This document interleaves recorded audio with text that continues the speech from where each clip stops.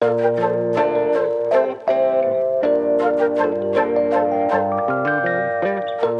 is Barbara with Cana Girl Speaks podcast. My voice, your voice.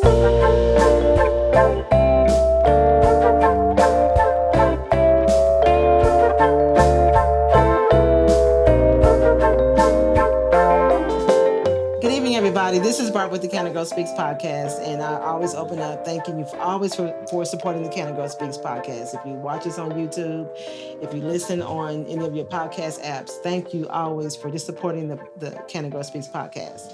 So on this evening, I actually have a big group this evening. This is actually my first. I kind of guess my first big group as I'm on YouTube and all that. And I just want to welcome them to the Cana Girl Speaks podcast.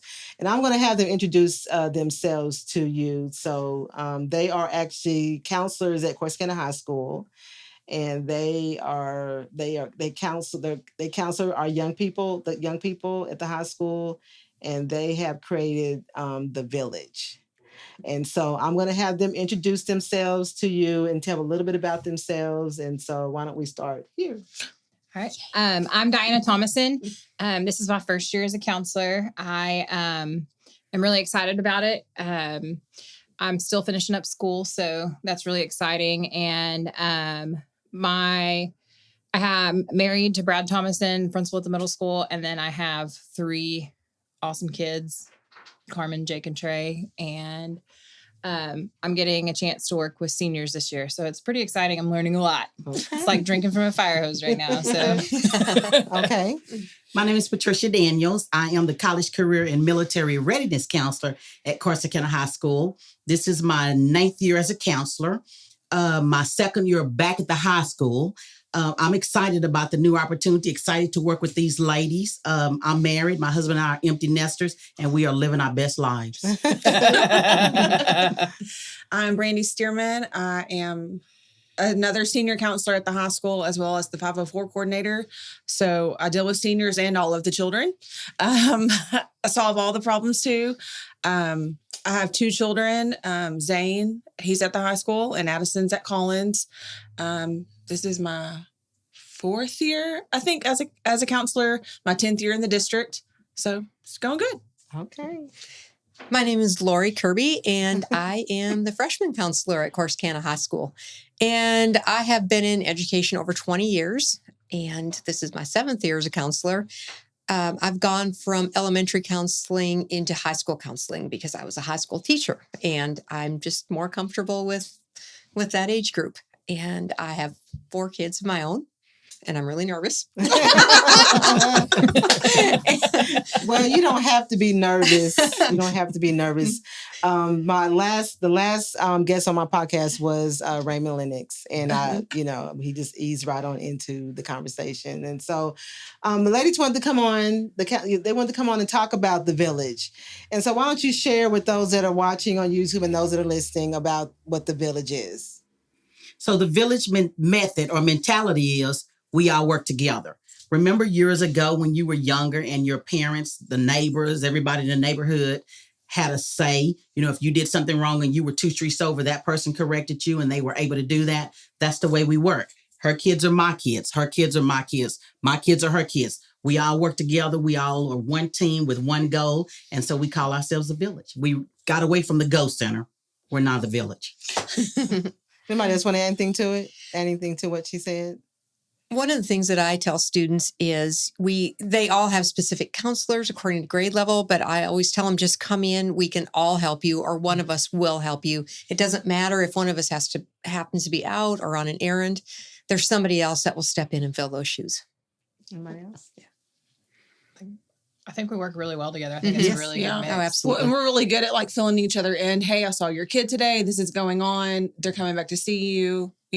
So how is the energy with dealing with high school kids? What's the energy now? Because high school kids are different now, and so what is the energy with a lot of high schoolers?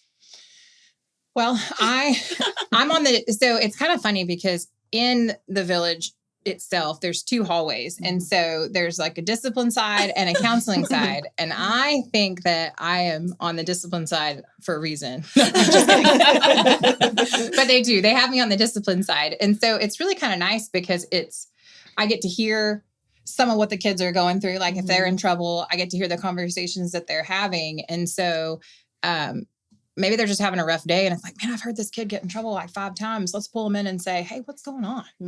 And so even if or I can, tell one of them, hey, this is going on. You might want to check on one of your kids. And so honestly, some of the kids that get in trouble the most, even though they're not seniors, I know them from just them being in the office so much. And it's been kind of great because, they'll mess with me in the hallway or we're just building relationships that way. And it's really great. So how are y'all building relationships with the families, the parents?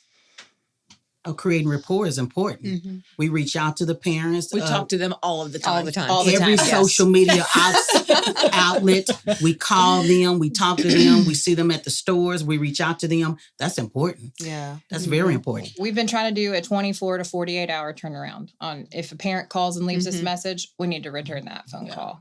And I feel like I've done okay with it. Yes. I'm sure there's some that we've just missed a couple, but I've been really. We make it a priority. Make it a priority. And I feel like our relationship with the parents has grown from it. So because you guys have been educators for a while, what has changed with parents, with kids? Because it's a different culture now. We have technology, we have, a lot of social media platforms, we have a lot. So what's changed with our young people and our parents? Well, I think a lot of it too, is they don't know. Like they truly don't know. And so they're just going off of what their kid says. But if like you call and explain, hey, this is going on, or hey, this is what they need to graduate. So like I also like help run night school. So I get them registered and do all of the things. So I have like a set of parents that call me every Monday and ask me, what's their progress? What are they doing? Hey, are we fixing to graduate? Hey, my kids said they completed this course. Did they complete this course? So like I have a set of people that we talk to like every week. So we're tracking progress and stuff. So it's just, building that relationship and like informing them of what's required now from the state versus, when I was in high school or when someone else was in high school, it's completely different. Yeah. So just informing them constantly of what's going on. Because once you start keeping them in the loop, then they're just like, oh, okay. And then they stay on their children. Hey, no, she said this. Let's do this. Yes. So I feel like parents are more involved than they were in years past. This year? Just in years past, if I look back from my first year of teaching in, 25 years ago compared to now, I think parents are much more involved as far as calling us. I think we as educators are more involved. Yeah. We have more of a direct line of communication to parents. Email, it's a great way to communicate. Do you think because it's, like you said, it's more of, it's a better, like you said, lines of communication. And then we have a lot more parents that are more aware of a lot of things. Right. And she does a really good job of like pushing out information to let people know so they can call and ask questions or things like that. And we all do that. We all do that with our Facebook pages, with the class pages. Twitter. I mean, she has a class page for her class.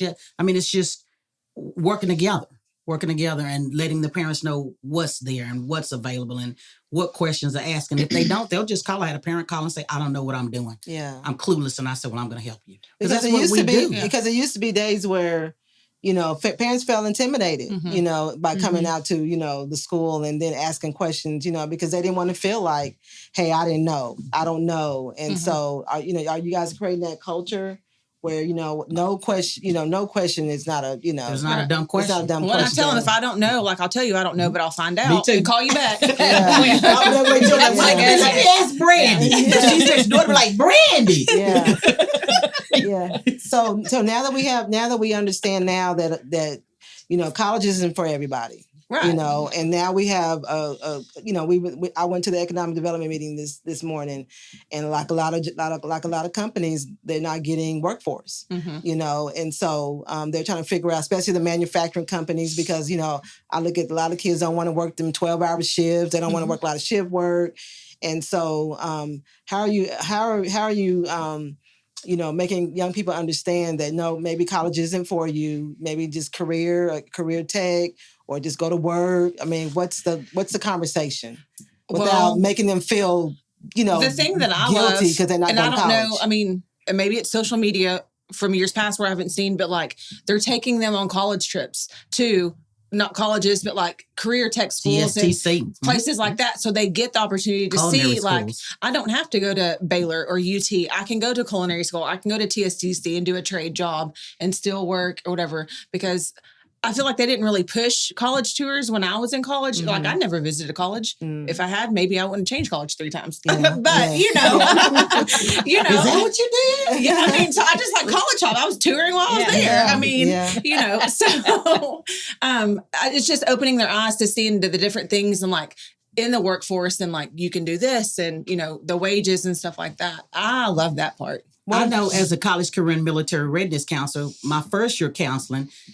everybody was going to college. It wasn't an option. I know you probably remember that. We used to, because I was like, everybody's going to college. I said, no, they're not. But it's not for everybody. So like a kid will come in and go, Miss, I'm not going to college. Okay, what's your plan? And we talk about it. Are you going to TSTC? And a lot of kids will just say, I'm going to work. Yeah. And what does that look like? Are you going to work at McDonald's? Are you going to work at Guardian? Are you going to work at Pactive? And I've helped with applications for those things. I mean, it's just having a conversation, and I don't push them. I kind of just flow with them. What's your plan? How do we get there? So when you talk about, do you want to say something? Sure. I will say that my background is not teaching. Education is my second career. Mm-hmm. And so I actually came from a technical background. And so I was in the power plants, and we would have people from TSTC and they would hire them. And I definitely, like, if you walk in my office, I have my hard hat sitting there. And so to me, the technical side of stuff is super important. And so those career and technology classes, I'll have conversations with those kids, and they'll ask me questions. We'll talk about what it looks like money-wise compared to going to college and stuff. And so there's a lot of opportunity there to say, hey, you can do that. And if you don't like it, you can always change, because look what I did. Absolutely. So, Absolutely. Yeah, and that's the thing, is the transparency part, because as adults, we didn't get it right sometimes. Right. We did have to figure out, I mean, I'm going to change this career, change, 3 or 4 times, or I decided I want to go work. And, I worked on a job for, 30 something years, and that's okay, and so as adults, sometimes we just have to be transparent and explain to our young people that, what, if you choose to go to college, that's fine. If you choose to go to work, that's fine. If you choose, you want to go and get a, career tech, that's fine too, because that's the thing, they are the ones that are going to replace the aging workforce, Right. and so what else do you want to see? How else do you want to see the village grow? What's the next step for the village? I don't know. Good question. I think there's a lot of growth right now. We're going in the right direction. I like the fact that the students feel comfortable coming in.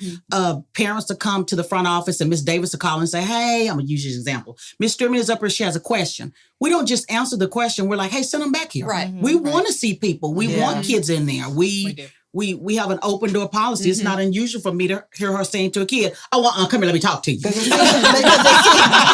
haven't been coming tonight, so let me talk to you. Yeah, because it seems like to me, when the parents, because, back in the day, the parents, when they showed up, everybody be like, they be, and so we want people to feel welcome. Now, talking in code, the parents, hey, I'm just coming to check on my child. And we want people to do that. We want them to Yeah. ask questions. We don't want a parent to be clueless and feel like we're not there to support them. A lot of times we support the parents as much as we support the kids. Oh, yeah. And we don't mind doing that. So how are y'all dealing with the mental health of our young people? Because I deal with so much now. Ooh, let me tell you That's this. a good one. Now, we do handle that part of it, but right now we have 3 support counselors on our campus, which I'd love, you'll probably be talking to them at some point. They literally take the lead. They're LPCs or getting their LPC certification, and they help with that. So that gives us the opportunity to deal with the academics and the college and career readiness. But we just handle all of it together, So that is the village. Yes, That is yes. the village. Yeah, for Definitely sure. our student Yeah. support counselors are, oh my God, yeah. We use them a lot. We're very grateful for Yes, that. we're grateful for them. So Yes, what's they're- y'all's goal? they're What's amazing. y'all's main goal for the counseling department? So as we get ready to close out, what's the main Better goal? and better every year. So, I mean, as far as dealing with the student, what's your main goal with that student? Is just once they get through with high school, what is the main goal for them? We want every student to be successful, and that will not be the same for every student.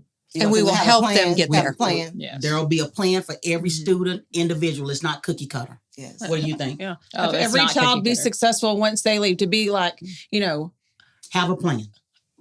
well, like I don't know how to word this right. Like what's our mission? Like a community, like a citizen that's like a productive citizen Yes. within the community. Yes. There we go. Let me get my words That's out. it. You know what I'm saying? Like, I mean, because I might graduate and I might, go Yeah. work electricity, Yeah. but I need an electrician. Yeah. You know. So, but how do you make them not feel bad? Because, it just seems like there was a culture where kids felt bad because I wasn't going to college, because, they have those, we have that moment where. I think the when it's society's like- changed that and now that's because, good. like, That's good. so many people, like, when it comes to COVID, and then they were like, house renovation, things like that, and they couldn't find people. So people are realizing, like, we need plumbers, we need those people. So it is okay. And a lot of people got pushed out of their jobs, and they were college educated people. They were pushed out. Right. But we So- have open communication with our kids. Yeah. We tell them, what is it you want to do? Right. So you put it We're on real. them. You let them Yes, figure yes. it out. We follow their especially, lead. That's good. Yeah. That's good. Yeah. Well, ladies, We- do you want to say something else? Nothing? I'm Okay. good. Well, I had a few things to say earlier, and Yeah. now we kind of moved past. Yeah. It's okay. Well, I just want to say, I'm excited about the village. I know you ladies are going to do a fantastic job with our young people, because, they are the future. We do want productive citizens, in our communities. And so I always give my guests an opportunity to give a little shout out to anybody I can give a shout out to. And I just want to say again, thank you. And y'all have an awesome holiday. Merry Christmas and all that good stuff. So why don't we start with you to give a shout out? I guess I'd give a shout out to Carmen, Jake, Trey, and Brad. I had to remember all my kids' names. Sorry. And Mima, you said Mima. Oh, and Mama. Mama's watching the kids tonight, so I can be here. So. I'm going to say this really quickly. You said, what do we want for our students? What we want for our students is what we want for our kids, because they are our kids. Yeah. I want to give a shout out to my husband, to my girls, Chantel and Morgan, and everybody that's out there. Hi, guys. Randy. My children and my mom for watching my kids. But what's they watching the kids? Yeah. And I'm going to be a little bit different. I do want to give a shout out to our administrators at CHS. That's a good one. When one of our counselors been was great. talking about being on the discipline side, Diana, that was you. They do a great job working with these kids in discipline, and it's more like they're trying to help our children that are in trouble. Yeah. We don't ever hear yelling. We hear talking is what we hear. That's good. Yeah. It's So all they're about great. They're doing a great relationships. I job. love both sides. I agree. Well, I really Good appreciate job. that you guys are building a relationship with our young people, because they're going through so much now. They're some of the things that we can handle, they can't handle. Right. Absolutely. And so we have to understand that, because it's a different time now. So anyway, but I wanted to say again, thank you, all those that support the Cana Girl Speaks podcast, those that are always watching it on YouTube and clicking listening to on any of the podcast applications. Thank you so much for just supporting the Cana Girl Speaks podcast. So I want to say again, have a awesome holiday seasons. Merry Christmas is coming up, and y'all just stay safe, and we'll talk to you soon. Bye. Bye, guys. Bye. This is a Legacy Recording Studio production.